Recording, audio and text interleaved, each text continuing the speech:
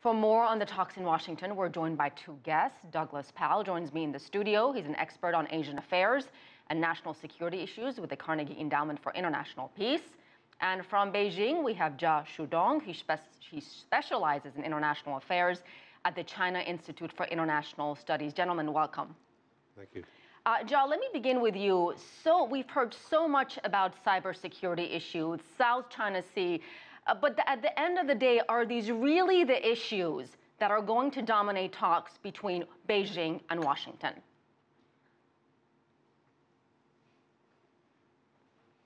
Well, no. And actually, they have large issues to discuss. However, leading up to the dialogue, the media attention was really on the South China Sea issue and cybersecurity.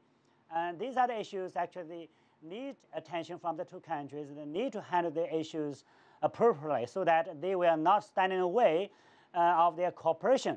However, saying that, I believe that they have to achieve tangible and practical results out of the dialogue so that they can keep their crucial relationship on their right track and move forward. So they have to discuss about issues like the security in Asia Pacific, their cooperation on the issue of climate change.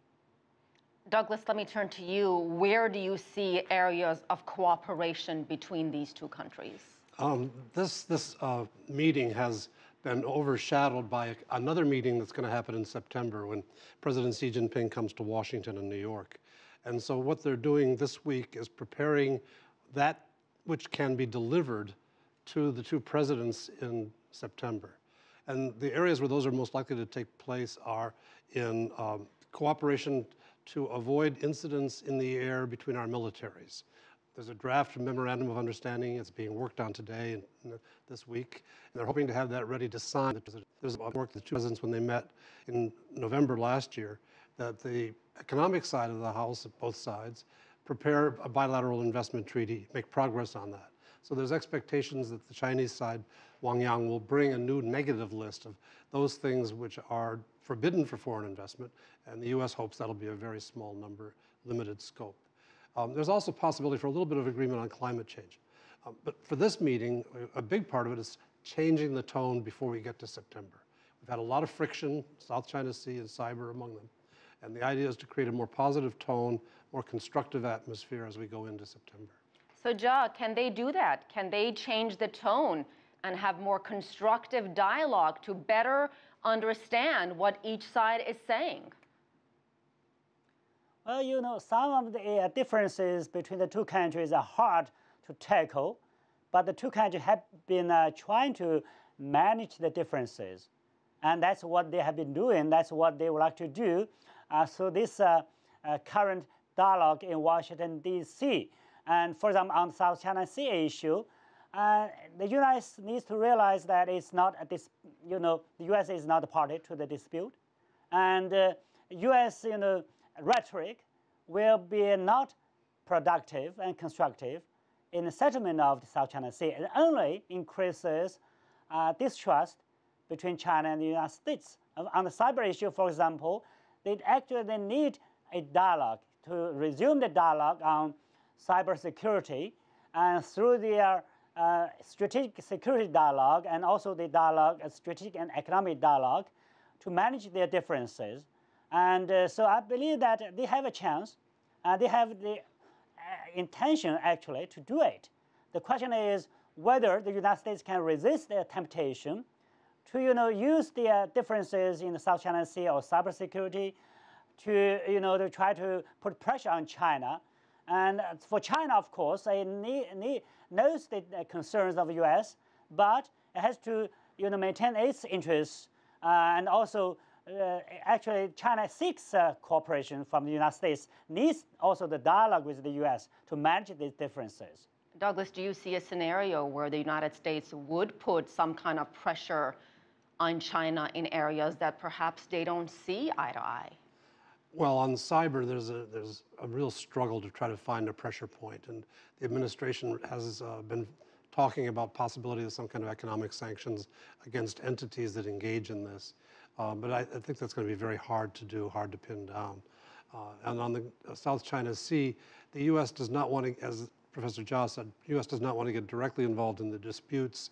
We want to sort of call out China for what it's doing and hope that would shame China into restraining itself. I think the fact that the President Xi is coming here has already started the process of restraint. He wants to have a smooth meeting in the U.S. Therefore, when just in the last few weeks, China has announced an end to the reclamation of lands in the South China Sea. Secondly, they sent the deputy leader of the military, Fan Changlong, to the United States, and he had a quite successful low-key meeting. He made no trouble. And I think it's going to be more of the same. One of the things about the strategic and economic dialogue is it allows the officials in the U.S., who tend to be driven by the negative press reports, feedback loop is very negative. This creates a more positive framework within which to characterize the relationship. And as your lead-in piece said, you take South China Sea, which is really a very small place, small issue, and out of the center of the U.S.-China relationship, and broaden the vision, sort of like a zoom lens, broaden back to see more of the relationship generally. And Professor Jia, what does Beijing want to see come out of this working session, these negotiations? Well, actually two things. First, on the strategic level, China would like to explain its peaceful development kind of strategy, and it would like to see that the United States will not see China as a potential threat to its national interests, and the two countries actually have shared interests, and also they can manage their differences. Secondly, on the practical side, of course, China would like to see the U.S. will relax restriction to China's investment in the United States and also will respect China's core interests on the question of Taiwan, Tibet, and also on the differences over South China Sea and cybersecurity. And China hopes to see that the United States will use the dialogue instead of public accusations, because actually at the end of the day, mutual accusations will lead nowhere, and only dialogue and cooperation can help the two countries build their constructive relationship. All right, we'll leave it at that. Professor Jia Xiudong, thank you so much. You joined us from Beijing, and Douglas Paal, who joined me here in Washington. Sir, thank you so much for joining us on the program.